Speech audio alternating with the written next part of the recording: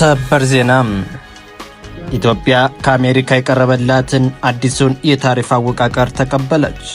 ኢትዮጵያ ከአሜሪካ የቀረበላትን አዲሱን የታሪፍ አወቃቀር በደስታ እንደምትቀበል አስታውቃለች። ይህ አወቃቀር የኢትዮጵያ ምርቶችን ወደ አሜሪካ ገበያ ሲገቡ የሚጣልባቸውን ታሪፍ 10% ብቻ በማድረግ ተወዳዳሪነታቸውንም ያሳድጋል ተብሏል። መንግስት ይህ ውሳኔ በሁለቱ ሀገራት መካከል ያለውን የንግድ ግንኙነት ለማጠናከርና የኢትዮጵያን ኤክስፖርት ለማሳደግ ወሳኝ እርምጃ መሆኑንም ገልጿል። የገንዘብ ሚኒስቴር ውሳኔውን ተከትሎ እንዳስታወቀው ይህ አዲሱ የታሪፍ አወቃቀር ኢትዮጵያ እንደ ቪየትናምና ባንግላዴሽ ካሉ ትልልቅ የማምረቻ ማዕከላት ጋር ስትወዳደር የተሻለ ዕድል እንዲኖራት ያደርጋልን ብለዋል። የ10% የታሪፍ መጠን ለኢትዮጵያ ላኪዎች ከፍተኛ ማበረታቻ ይሰጣልም ሲል ሚኒስትሩ አስታውቋል።